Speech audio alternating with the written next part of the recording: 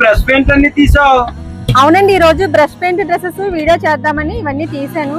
So ఈ dresses ఎప్పటి నుంచో మన షాప్ లో సేల్ చేస్తున్న డ్రెస్సెస్ అండి. కొన్ని కలర్స్ ఎక్కువగా యాడ్ చేసాము, కొన్ని డిజైన్స్ మార్చి రీస్టాక్ చేసాము.